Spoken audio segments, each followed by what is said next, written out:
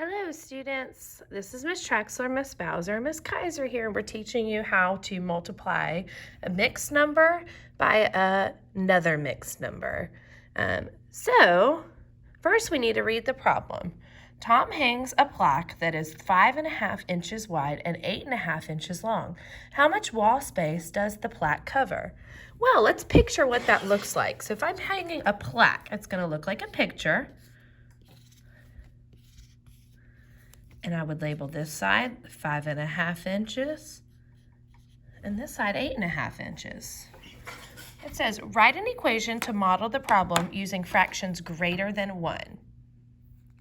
Well, first I need to figure out what equation this problem is asking me to do. If I'm finding how much wall space it's covering, it's asking for the area. My equation here needs to be 5.5 times 8.5. That matches my model over here. But now this part A is asking me to write a fraction greater than 1. I know this needs to be written as improper fractions. This is one strategy we can do. So, how many halves would be in the whole number 5? That's 10. Add your 1 and we have 11 halves as our improper fraction. Then for the next one, how many halves would be in the whole number 8?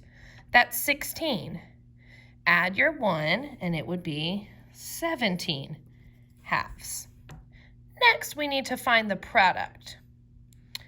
Well, using our work over here, we've done a lot with the distributive property and breaking numbers apart by place value. So let's find the product first using place value strategies. We would simply need to break apart the whole numbers, the whole number times the fraction, this whole number times the fraction, and then the fractions together. So if my equation is 5.5 times 8.5, let's multiply my whole numbers first. I'm going to take these two whole numbers together. So my equation is 5 times 8, and I know that is 40. Now, let's multiply the whole number times this fraction. So let's distribute the 5 and that 1/2. So what is 5 times 1/2 equal? Well, if you're not sure, you can always draw it out. So if I draw out my 5, I take 1/2 of each.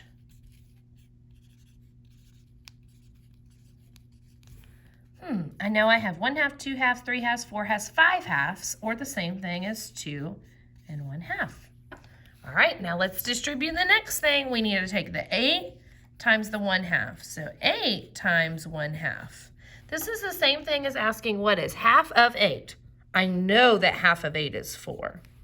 The last thing I haven't done in the problem is taking my 1/2 times my 1/2.